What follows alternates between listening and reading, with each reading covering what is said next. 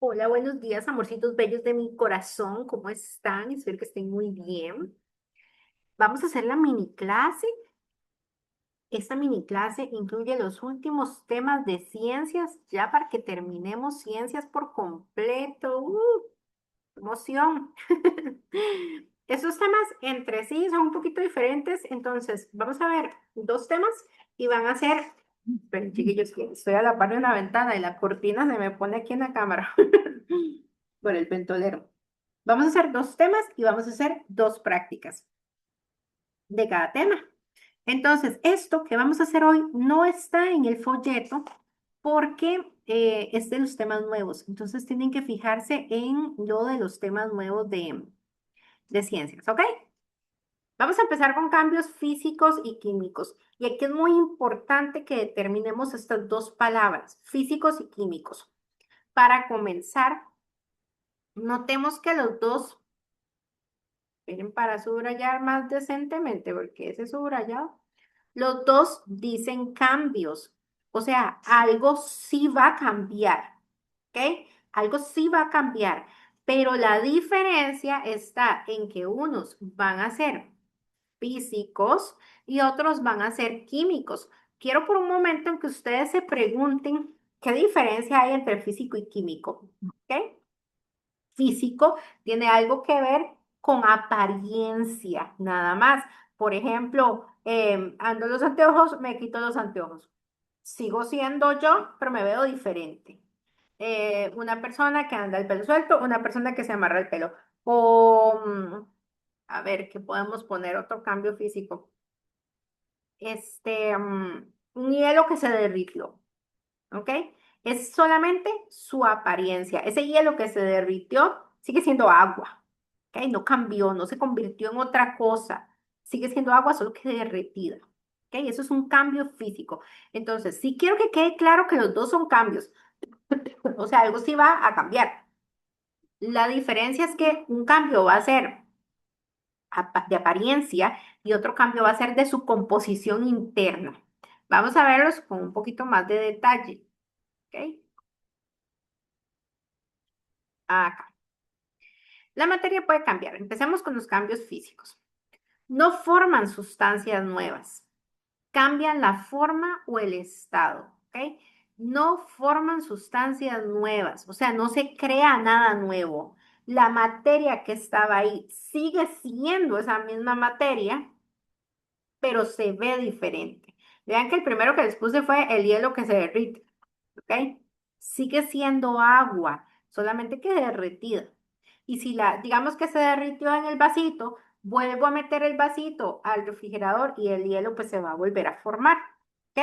Entonces el cambio físico no forma algo nuevo, sigue siendo esa misma sustancia, solo que se ve diferente. Y el segundo pues es algo obvio, ¿verdad? Cambia la forma o el estado. Y cuando nos referimos al estado, agreguemos aquí que los estados eran sólido, líquido y gaseoso. Entonces, lo que puede hacer que cambie es, por ejemplo, vean ahí la segunda, el agua que se evapora, el agua que se convierte en gas, que se ve como un humito saliendo de la olla. Sigue siendo agua, solo que en estado gaseoso. ¿Ok? No es que el gas, ¡pum!, apareció y no existía ahí, no. Es esa misma agua que se convirtió en gas. Eso es el cambio físico, solo apariencia, y puede ser un cambio de estado. Ahora, el cambio químico sí forma una sustancia nueva. Por ejemplo, veamos aquí la segunda, la oxidación de una manzana.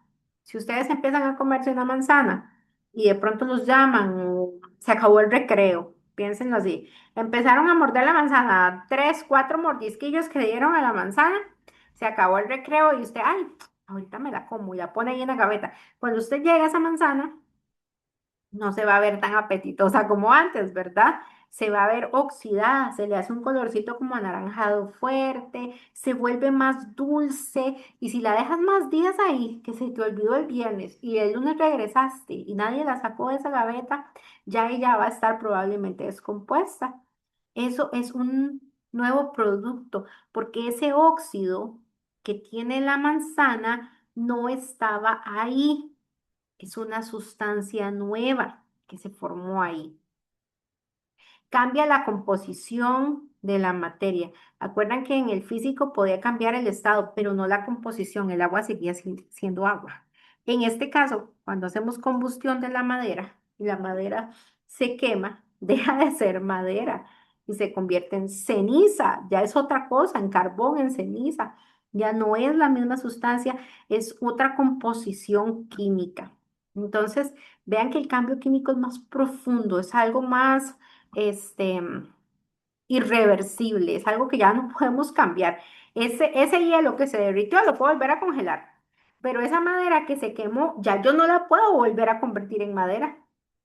No se puede. Esa manzana no va a volver a ser la manzana que era antes.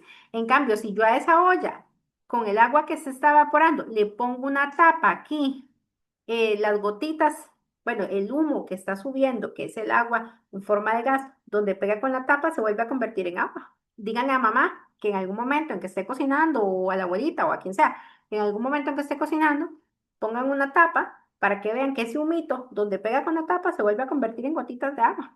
Entonces, el físico sí es reversible, sí podemos volver al estado anterior, porque la sustancia no cambió, solo se ve diferente, pasó de estado. Pero el químico, ni esa manzana, ni esa madera van a volver a ser las mismas de antes. Eso puede ser un tip importante, ¿verdad? Para que lo recuerden. Vamos a bajar aquí. Tenemos algunos otros ejemplos. El papel doblado. Bueno, ahí, agarren un papel ahí cualquiera. Aquí yo tengo unos que recorté ahorita. Este papel, yo lo arrugué, pero sigue siendo un papel, ¿verdad? En cambio, si yo lo quemo, ya no sigue siendo papel. Y yo lo arrugué, pero aquí puedo otra vez volver a estirarlo y tal vez va a quedar arrugado, pero vuelve a ser el papel. La descomposición de las hojas, cuando las hojas se caen de los árboles, ojo que estoy hablando de hojas de árboles, no de hojas de papel.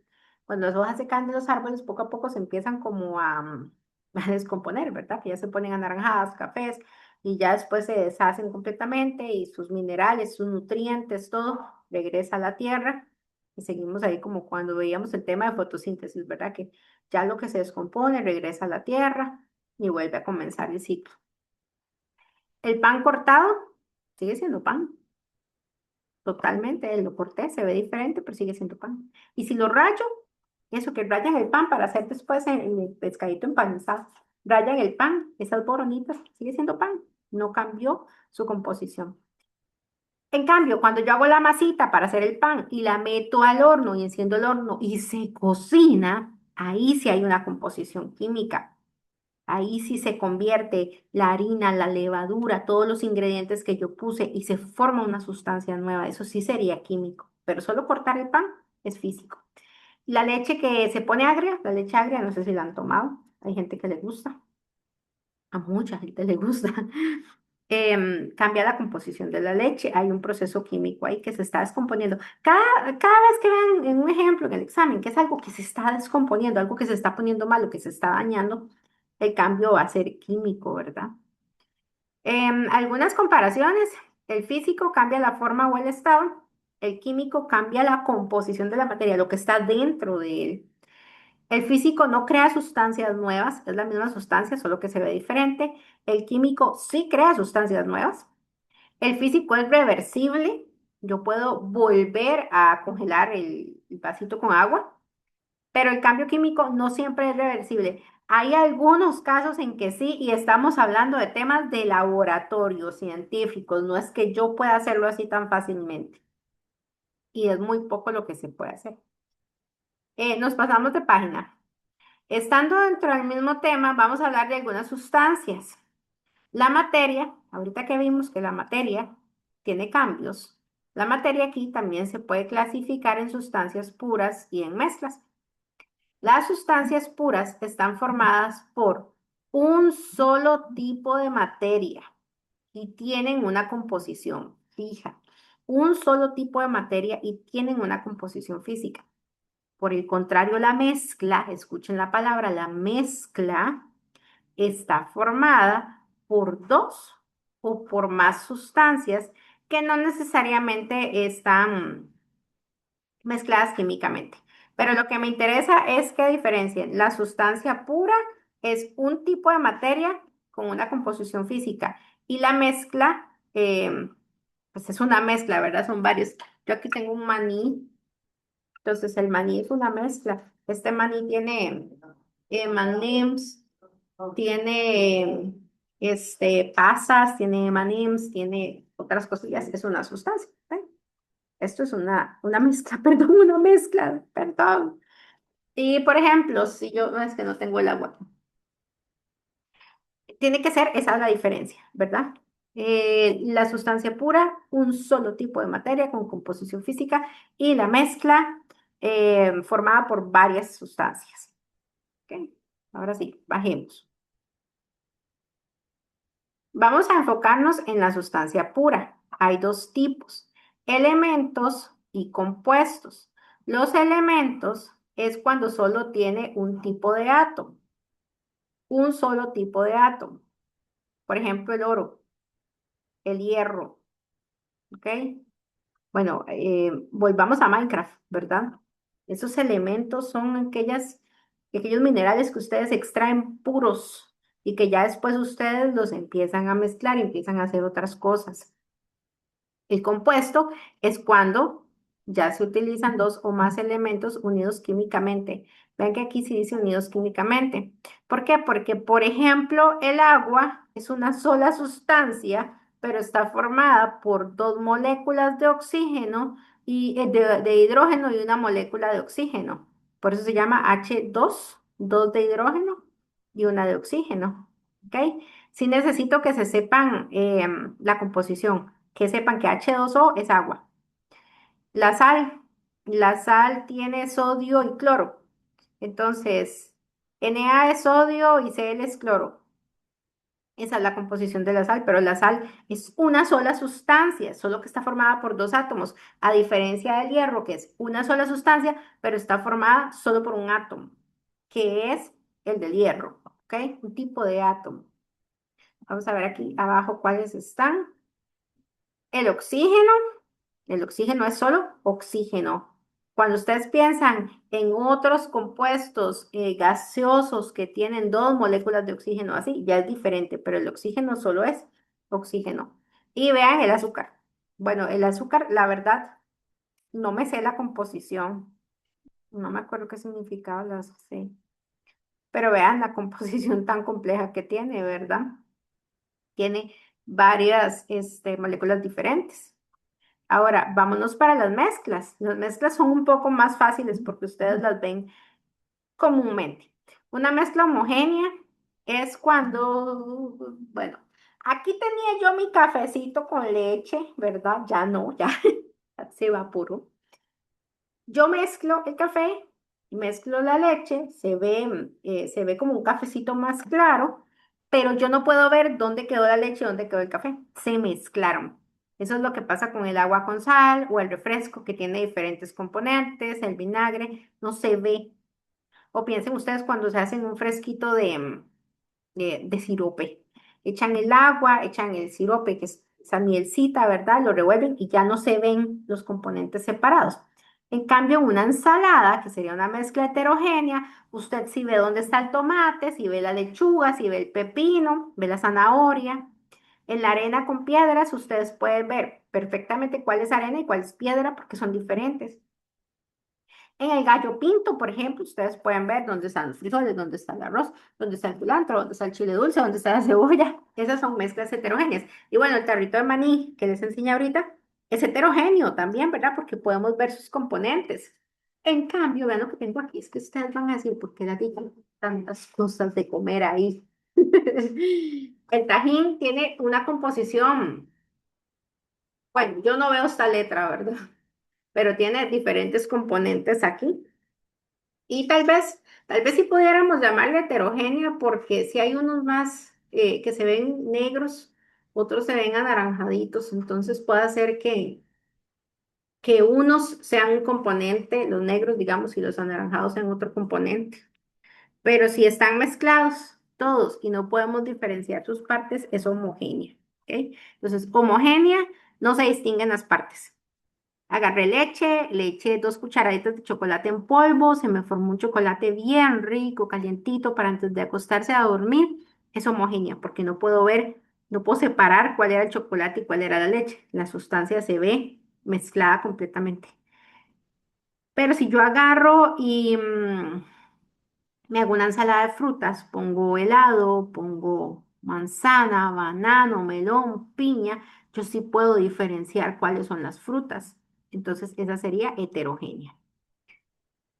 Esta, chicos, perdón, esta página la puse repetida. Una disculpa, no me había dado cuenta. Ahora les voy a contar que sí hay algunos métodos para separar mezclas. Entonces, váyanse a esta página, la que dice separación de mezclas. Hay 4 métodos. El primero se llama filtración. Y si ustedes pueden ver, esto que está aquí, que voy a señalar con verde, esto es un filtro. Ahorita, si están en casita y están por ahí los papás y tienen coffee maker, díganle a alguien en casita que le enseñe qué es el filtro del coffee maker. La filtración o hasta la bolsita. La filtración es la que nos permite separar un líquido que tiene un sólido. Por ejemplo, el mejor ejemplo es el café. ¿Para qué existe ese filtro? Y para que yo no me tome los granitos, digamos, del café, porque se va a quedar en el filtro o en la bolsita y solo va a caer el líquido, ¿ok? Tomando en cuenta la composición del café, por supuesto, pero solo va a caer el líquido. El sólido se queda en la bolsita o filtro y el líquido cae abajo en la tacita. Eso se llama filtración. Luego tenemos la evaporación. La evaporación es para separar un sólido de un líquido, pero que ya están disueltos. Y lo que se hace es que el líquido se evapore. Por ejemplo, el agua con sal, podemos hacer que el líquido se evapore y la parte sólida quede en el platito. O sea, el líquido se convierte en gas, en humo, por decirlo así, pero es gas, sube y se va a quedar solo lo sólido abajo en el recipiente. Después tenemos la atracción magnética, que se utiliza para separar sólidos y si uno de ellos es magnético, podemos usar un imán para jalarlo, ¿verdad? ¿Qué sé yo? Supongamos que se me mezclaron clavos con botones en esas gavetas que tenemos, que tienen un montón de cosas ahí revueltas y que echamos un montón de cosas. Entonces yo quiero sacar los clavos nada más y yo tengo un imán, puedo jalar los clavos. Los botones que son plásticos no se van a venir en el imán, entonces solo va a llegar lo que es magnético. Y el tamizado, vean ustedes ahí, ese es un colador, se llama colador, una malla, se utilizan para separar dos sólidos, pero de diferentes tamaños. Entonces, por ejemplo, nosotros, bueno, y a veces hasta líquidos, ¿verdad? Porque sí, qué sé yo, estás haciendo unos fideos y entonces usted quiere separar los fideos del agua, se lo puede echar ahí y los fideos van a quedar en el colador y el agua va a caer, ¿verdad? Ya sea un recipiente o ya que para desecharla. Esa mallita también se utiliza en construcción para separar la arena de las piedras, para que las piedras no queden ahí. Entonces, ese tamizado también es un método de separación. ¿Ok? Ven, son bastante fáciles, pero se ocupo que se las aprendan. Aquí vamos a hacer la primera práctica. Para esta práctica, yo ahorita con este video le voy a pasar a sus papás el enlace para que la hagan, pero también si ustedes tienen ahí a mano el celular y quieren hacer la práctica, pues aquí está el enlace y el código QR. Entonces, si saben escanear código QR, esta sería la práctica. Y si no, díganle a sus papás que les faciliten el enlace de la práctica número 1. ¿Ok? Ya ellos la tienen ahí. Pónganle pausa al video para que puedan hacer la práctica tranquilamente.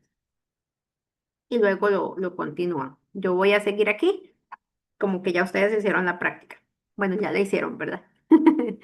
Ok, siguiente, uso responsable de los materiales. Este es un tema muy fácil en realidad, chicos. Se trata de cómo podemos hacer nosotros para utilizar los materiales que tenemos a nuestro entorno de forma correcta y evitar la contaminación. Entonces, por ejemplo, reducir, comprar y utilizar solo lo necesario. Por ejemplo, usar ambos lados de una hoja de papel o reutilizar las bolsas del súper. y no tener 800 bolsas del súper, ¿verdad? Que es lo que nos pasa ahora, como se nos olvida. Tratar de reducir lo que vamos a usar, volviendo a usar lo que ya tenemos, que sería lo que nos lleva al reutilizar. ¿Verdad? En algunos casos podemos volver a utilizar cosas para otra función y evitar convertirlas en basura. Transformar materiales usados para fabricar nuevos productos, que es el reciclar. Ahorrar recursos, cerrar la llave del tubo mientras nos cepillamos los dientes, apagar luces, desconectar el cargador. A veces dejamos el cargador conectado toda la noche y el celular ni siquiera está conectado. Proteger bosques, áreas verdes, depositar la basura en los recipientes adecuados, evitar contaminar el suelo, el agua, el aire. Todo eso, por supuesto, es uso correcto de los materiales. Entonces, por ahí puede ser que venga una preguntilla. Recuerden, chicos, todo lo más perfecto posible, ¿verdad? Lo más perfecto posible. Si es que en su casita no reciclan, ok, pero sí cuando les toque marcar una respuesta, obviamente pongan que todo lo del reciclaje, todo lo que sea proteger el ambiente, cuidar la naturaleza, utilizar solo lo necesario, eso va a ser la respuesta correcta.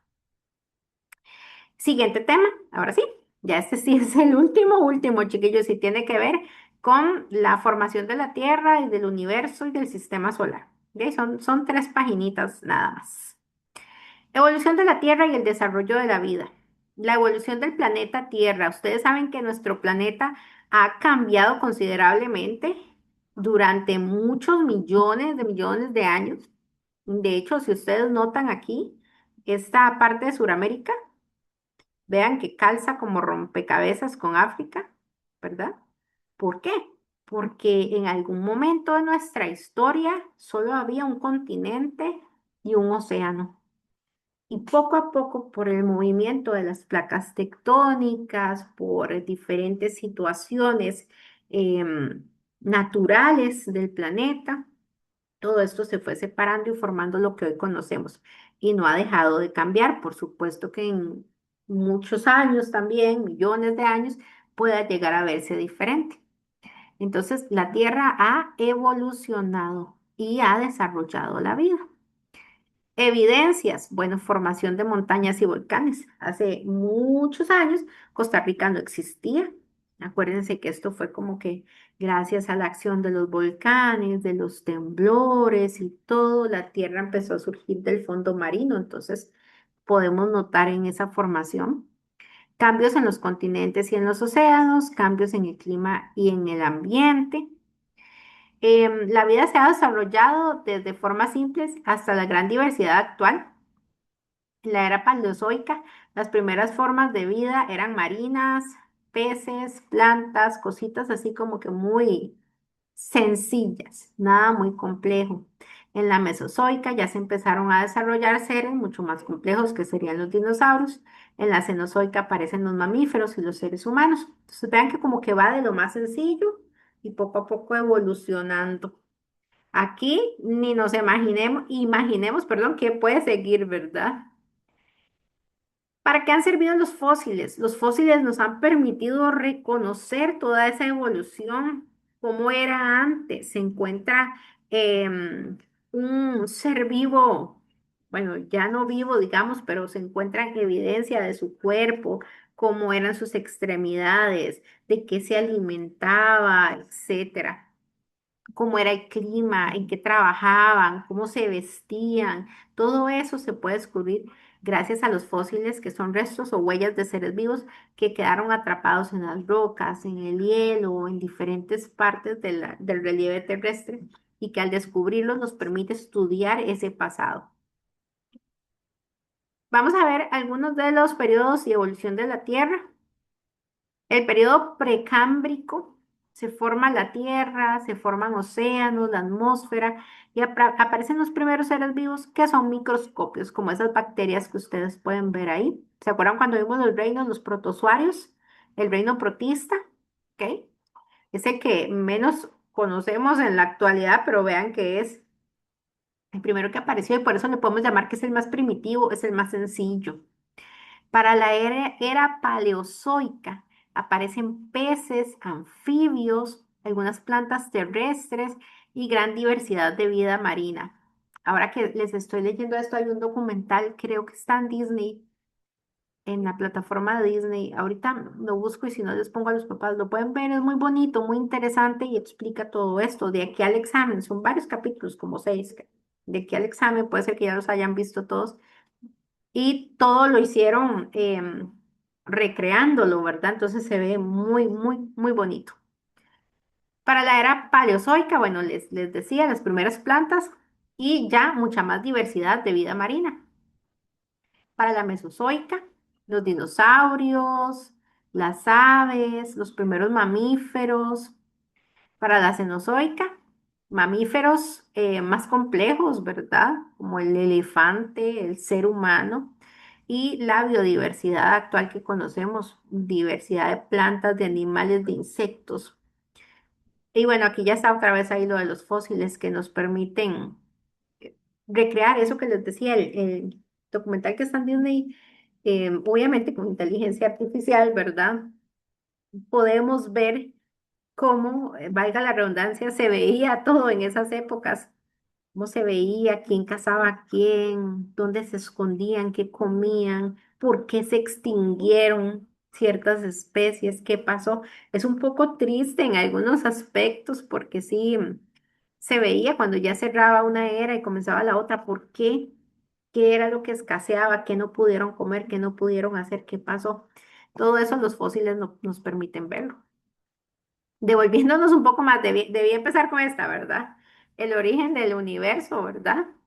Vamos a ver, en el temario venía las las principales teorías del universo y la principal del sistema solar, pero teorías hay más, ¿ok? No son estas las únicas, sino que estas son como las principales y que se ven en primaria. Y la exploración del universo ya lo habíamos visto, pero aquí unos cuantos científicos importantes que les agregué. La teoría del Big Bang. La teoría del Big Bang explica el origen del universo entero, ¿verdad? Por su parte, la teoría nebular explica el origen solo de nuestro sistema solar. La teoría del Big Bang dice que se formó hace 13.800 millones de años el universo. Toda la materia y la energía estaban concentradas y de pronto una gran explosión y la expansión se dio en formar el universo. ¿Ok? Una gran expansión ¡pum! Y se formó el universo. Luego la teoría nebular, que es del sistema solar, dice que había una nube gigante que estaba formada de gas y polvo. Empezó a girar y a girar y a girar. En el centro, toda esa energía, gas y polvo formó el Sol y el material restante poco a poco formó los planetas. ¿Ok? Entonces esas son como las dos teorías principales en referencia al universo y al sistema solar. Y bueno, aquí están los principales científicos. Galileo Galilei mejoró el telescopio gracias al... Vean la importancia, ahorita usted podrá decir, telescopio, la importancia que el telescopio te permite poder ver esos cuerpos celestes, te permite explorar el universo. Imagínense en aquella época, yo sé que ahora uy, tenemos un montón de información que también es mínima, ¿verdad? Porque no conocemos tanto.